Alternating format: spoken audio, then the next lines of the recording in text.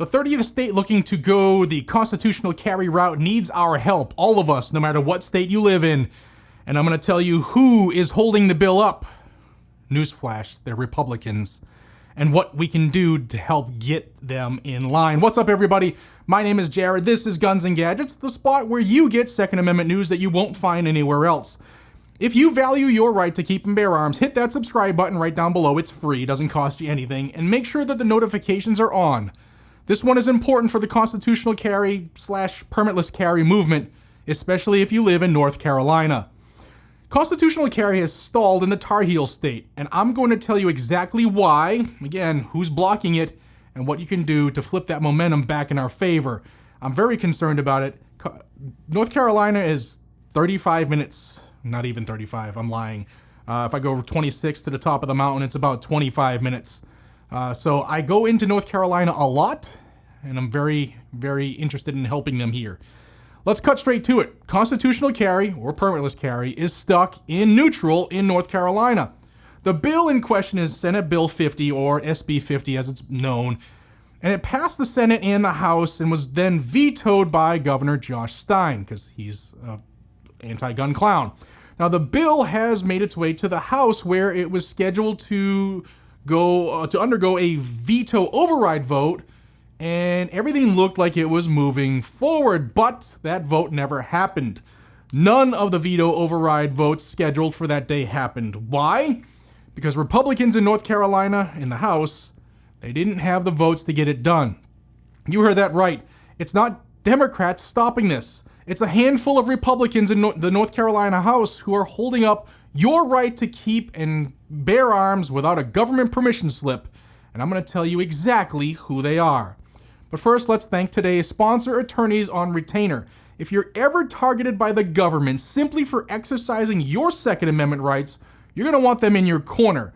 In fact, they just put out a new video testimony of an AOR member who did just that. He defended himself as well as a school, and then AOR had to defend him, and they were very victorious in it. If you carry a firearm for self-defense, you need a legal team that can actually understand your rights.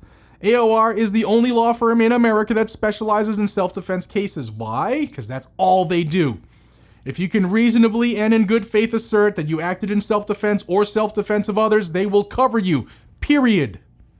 They've got your back. From red flag orders to self-defense claims in every single state.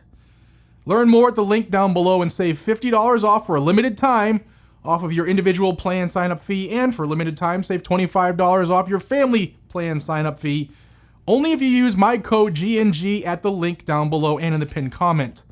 Plus, if you join now, you can lock in your price until 2030. That's huge. They've added a bunch of benefits, and as a result, it costs more money, so prices will go up. They're ready to fight for you and your rights when others won't. Back to North Carolina.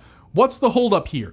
Well, according to Grassroots North Carolina, the leading 2A group in the state, there are 4 key Republicans who are either outright opposed to constitutional carry, SB 50, or they're sitting on the fence.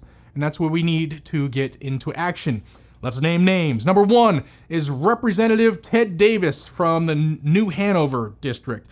Number 2, Representative Jimmy Dixon from the Duplin, if I said it wrong, forgive me, Duplin or Duplin and Wayne County areas. Number 3, Howard Penny from Harnett and Johnston counties. Reportedly, it may be a squishy yes vote. And number 4, Rep. Stephen Ross from Alamance County. Again, got to get on them. These are the 4 GOP lawmakers holding up the veto override on constitutional carry. Without their support, this override cannot happen. There is some good news, though. Your calls and your emails worked. Representative Bill Brisson, who previously voted no on SB 50, has flipped and is now a yes vote for the veto override. That's a win. That's one win. We need 4 more. Let's not sugarcoat this. SB 50 is a critical pro-Second Amendment bill. It would bring North Carolina in line with the other 29 states that have passed constitutional carry. That's more than half the country. This is about restoring a fundamental right that shouldn't require a damn permit in the first place. The Supreme Court has been clear in the Bruin decision. If there's no historical tradition of a law, it's unconstitutional. requiring a permit to carry concealed, that fails the Bruin test. And yet, here we are, stuck in a political game, waiting for a few soft, squishy-ass Republicans to remember who they are and why they were elected in the first place. Now, the next chance to override this governor's veto of SB 50 is set for August 26th. And between now and then, Grassroots North Carolina is turning up the heat on these lawmakers, and they need all of our help. In every state in the union, they need our help right now.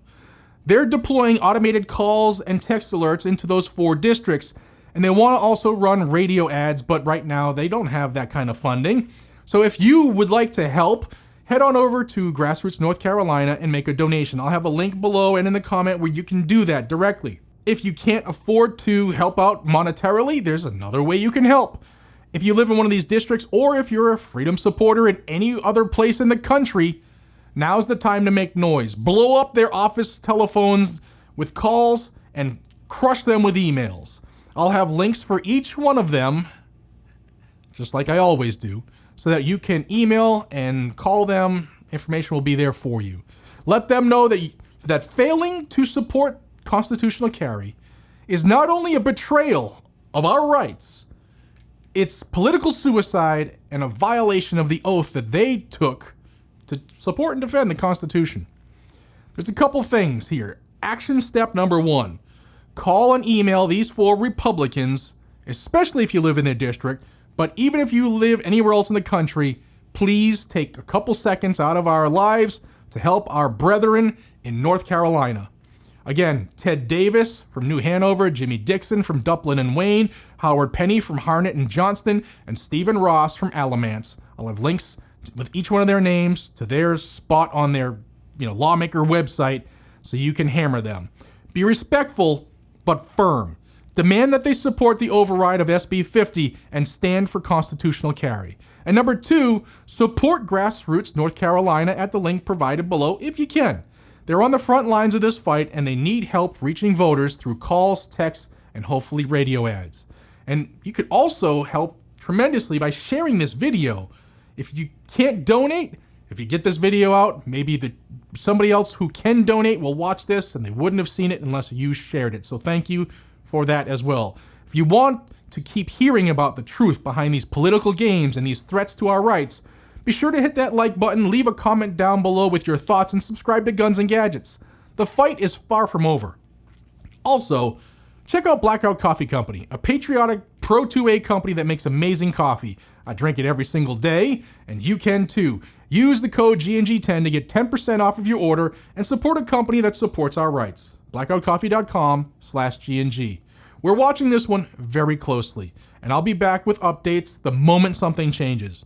But make no mistake, guys and gals, August 26th is the next big date, and it could be make or break for constitutional carry in North Carolina. Until next time, stay safe, stay armed, and stay ready. Most of all, stay free. This is Jared from Guns and Gadgets, signing out. Take care.